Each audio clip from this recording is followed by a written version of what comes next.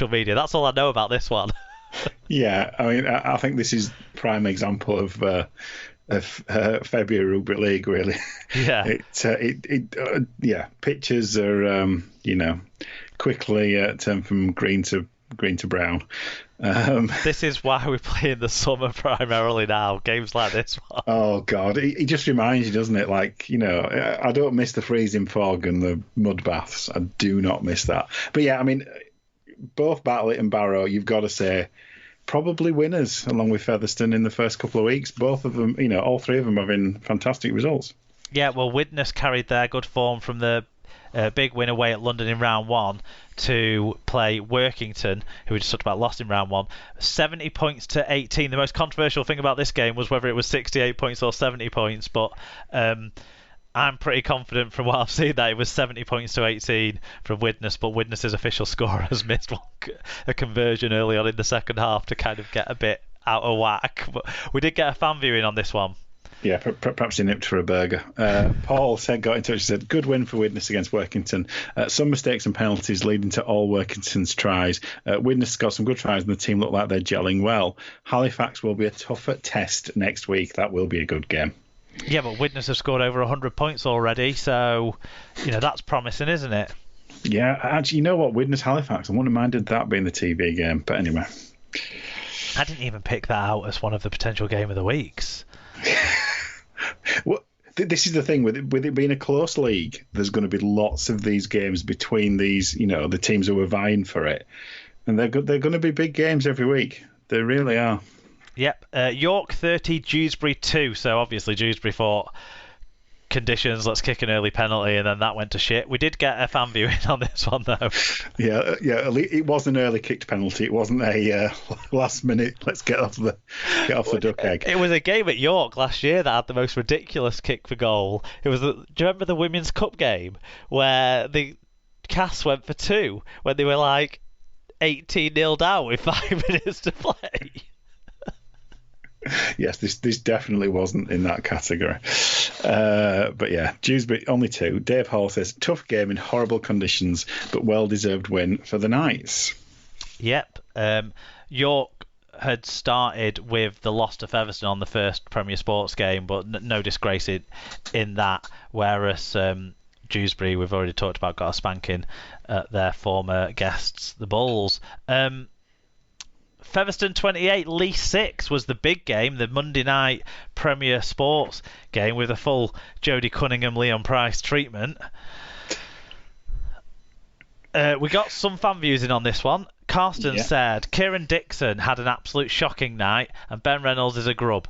Fev won the game in the first 30 minutes but didn't close it down versus 11 men. BJ Leilua with as much highlights as he had in a Tigers game for the last 2 seasons.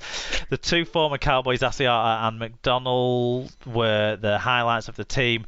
One question for Mark, does a Leigh halfback feed the scrum? I didn't get the chance to watch the game. I haven't signed up for a Premier Sports subscription yet, Carsten, so I don't know if a Leigh halfback fed the scrum. Can't remember. He must be referring to something. Yeah. Later, Rhino said, not sure how much fun we gleamed considering the conditions, but I enjoyed it and Fev at least proved they are a tougher side. My highlights was Leilua's rampage through 3 defenders before laying off a pass to Briscoe with hands softer than Emma Louise Jones is. That's the presenter, isn't it? Yes. The novelty of Monday night game is going to take some wearing off. And Tom Andrews said, early in the season for a Derek toys out of the pram, but you can feel it's coming. I would say it is early in the season for it, but at some point it's going to come, isn't it? Well, why not start amping up the excitement for it in round 2? Obviously, both teams won in round 1. They're the front runners, and when they face each other, it's going to be hotly anticipated.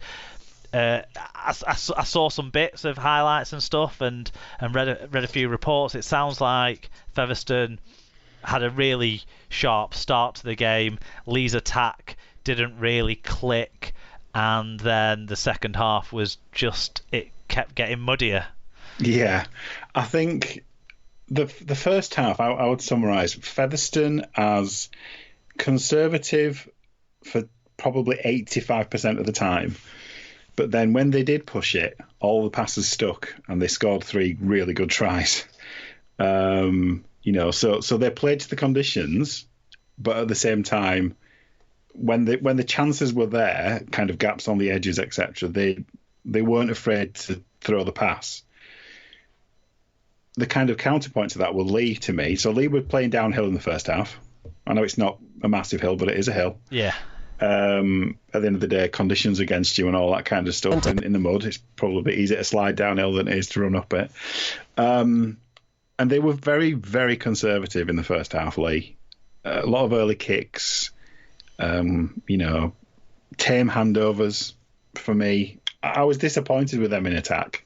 They were very clunky. It sounds very much like Adrian Lamb's Wigan side last year.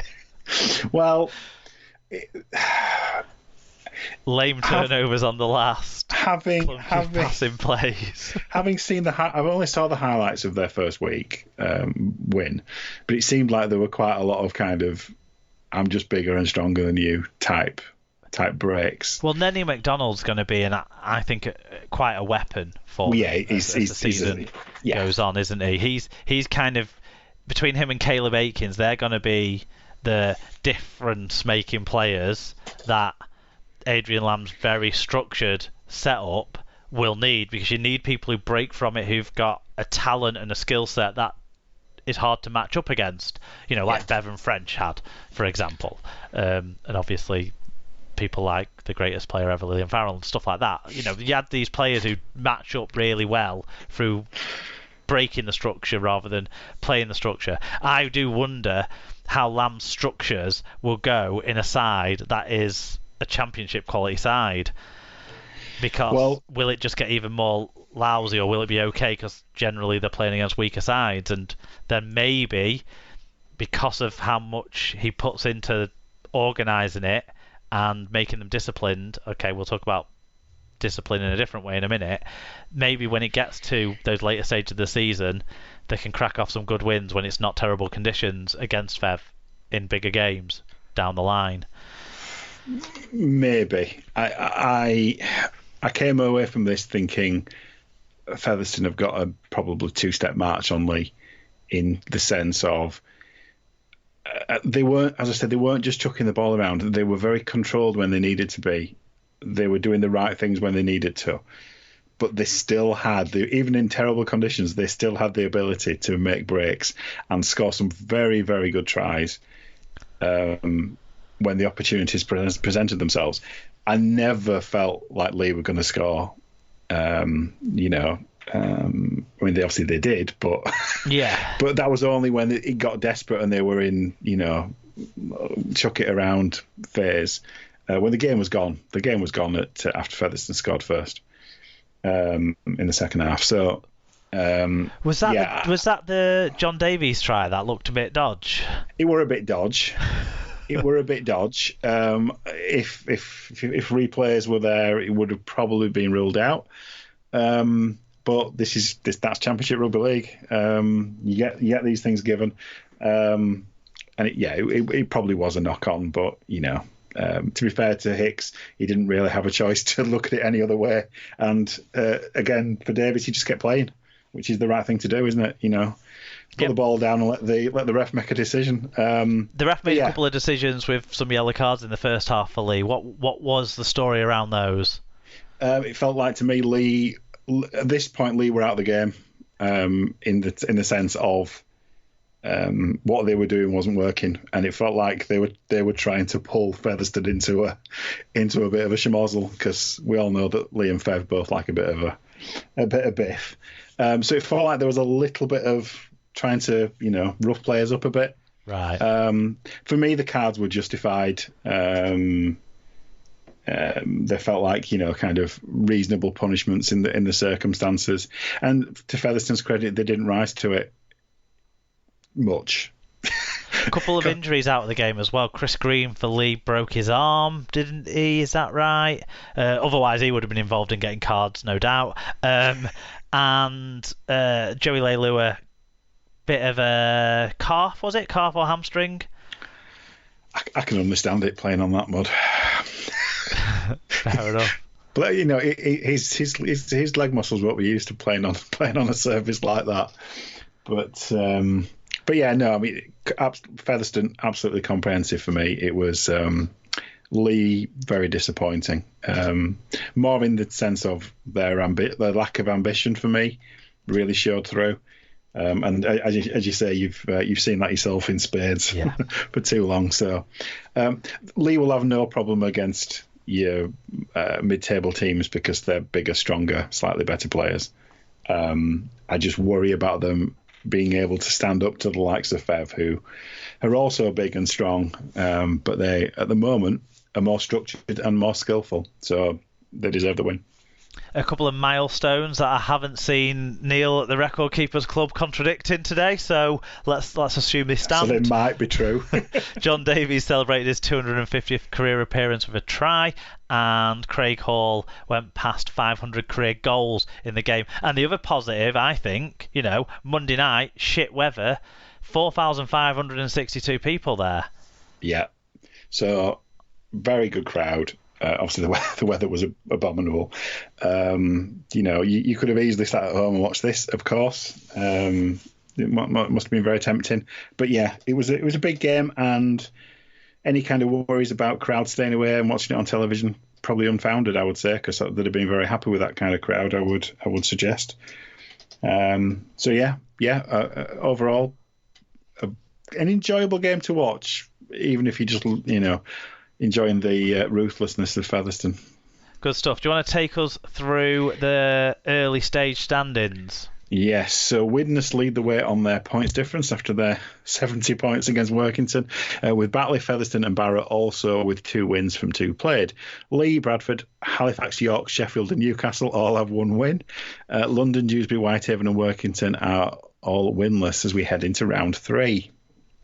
There are a few bits of championship news to cover off, so I'll take the first of these. Championship outfit London Broncos have signed Australian hooker Callum Garn from Queensland Cup side North Devils for the 2022 season, so an improvement there. They need it. They need improvement. He can play in the halves as well, so let's see how that works out. Bradford have announced their former scrum half Paul Manell has been appointed as the club's scholarship head coach. 35-year-old was a product of the Bulls Academy and played for them very briefly, between 2006 and 2008. More recently, he's been assistant at Dewsbury and was head coach of their reserve side. And Sheffield Eagles hooker James Davey has announced his immediate retirement from the sport. Davey, who's 32, has enjoyed 2 separate stints at the club. He won back-to-back grand finals in 2012 and 13 before later returning to win the 1895 Cup at Wembley in 2019. But his electrician's business is too busy, I think, to be playing semi-pro rugby league as well, and all his other responsibilities. So that's a blow, I think. Someone who's been around quite a bit, had some good success at the club. Definitely, yeah.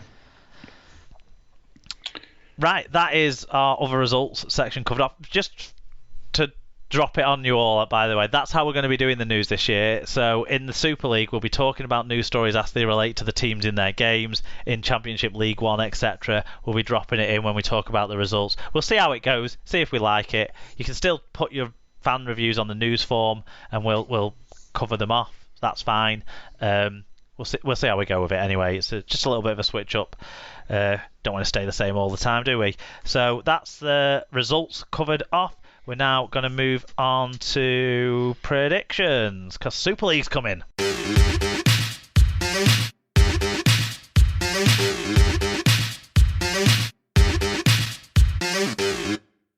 Predictions time, Super League round 1. Bring it on, Alan.